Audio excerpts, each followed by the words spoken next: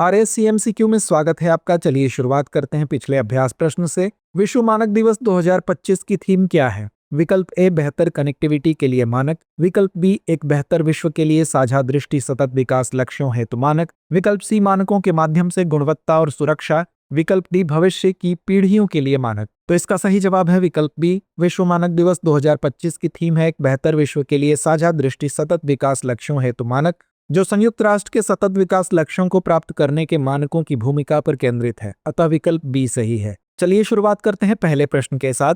हाल ही में जन समाचारों में रहा डाई एथिलीन ग्लाइकॉल यानी कि DEG निम्नलिखित में से किससे संबंधित है? विकल्प ए इसे हरित प्लास्टिक के लिए एक जैव निम्नीकरण बहुलक योजना के रूप में विकसित किया गया था। विकल्प बी इसे विदेशों में बच्चों की मृत्यु से संबंधित भारत द्वारा निर्मित कफ सिरप में एक संदूषक के रूप में पाया गया था। विकल्प सी इसे विश्व स्वास्थ्य संगठन द्वारा टीका निर्माण में एक स्थायी कर्मक के रूप में अनुशंसित किया गया था। या विकल्प डी इसका उपयोग नवीकरणीय हाइड्रोजन ईंधन उत्पादन में उत्प्रेरक के रूप में किया गया था। तो इसका सही जवाब है विकल्प बी। वर्ष 2022-2023 में विश्व स्वास्थ्य संगठन ने भारत में निर्मित कफ सिरप में डाई एथिलीन ग्लाइकॉल और एथिलीन ग्लाइकॉल संदूषित पाए जाने के बाद वैश्विक अलर्ट जारी किए। इस विषैले औद्योगिक रसायन के कारण गाम्बिया, उज्बेकिस्तान और कैमरून में अनेकों बच्चों की मृत्यु हुई। DEG एक औद्योगिक विलायक और एंटी फ्रीज घटक है जिसका उद्देश्य दवाइयों में उपयोग में लाना नहीं है। इसका सेवन करने पर यह तीव्र गुर्दापात, चयापचय, अम्ल रक्तता और तंत्रिका संबंधी क्षति का कारण बनता है।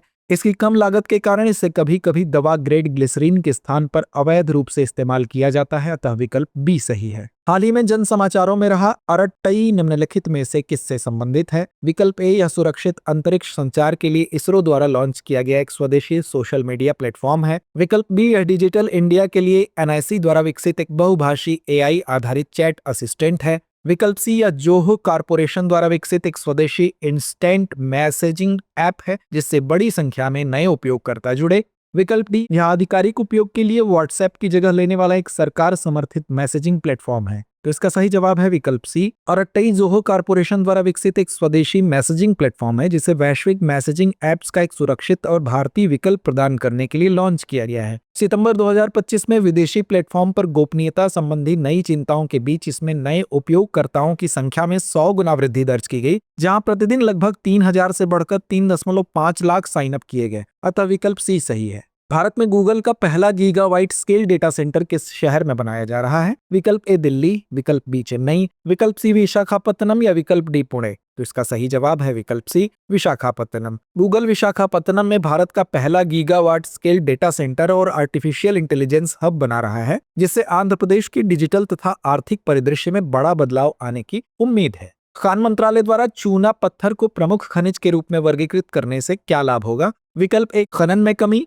विकल्प बी व्यापार सुगमता में वृद्धि, विकल्प सी खनिजों की कीमतों में गिरावट या विकल्प डी खनन से संबंधित नियमों में सख्ती। तो इसका सही जवाब है विकल्प बी व्यापार सुगमता में वृद्धि। खान मंत्रालय ने एक अधिसूचना जारी कर चूना पत्थर को पूर्णतः प्रमुख खनिज के रूप में वर्गीकृत किया है, जिससे पहले की अंतिम उपयोग के आधार पर गौड़ खनिज के रूप में वर्गीकरण समाप्त हो गया है तथा व्यापार सुगमता को बढ़ावा मिला है। इससे पहले चूना पत्थर को पहले अंतिम उपयोग के आधार पर गौड़ खनिज के साथ साथ प्रमुख खनिज के रूप में भी वर्गीकृत किया गया था। चूना पत्थर एक अवसादी चट्टान है जो मुख्य रूप से कैल्शियम कार्बोनेट यानी CaCO3 से बनी होती है, जिसमें कभी कभी डोलोमाइट, मिट्टी, लौह कार्बोनेट, फेल्डस्पार, पाइराइट और क्वार्टजाइट भी होते हैं। तब विकल्प बी सही है। तो आइए अंत में नोट करते हैं आज का अभ्यास प्रश्न। खबरों में रहा तिरान जलडमरू मध्य निम्नलिखित में से किस जल निकाय को जोड़ता है? विकल्प ए स्वेज की खाड़ी और भूमध्य सागर, विकल्प बी लाल सागर और अकाबा की खाड़ी, विकल्प सी फारस की खाड़ी और अरब सागर या विकल्प डी लाल सागर और अदन की खाड़ी। तो इस प्रश्न का जवाब कमेंट बॉक्स में देना ना भूलें।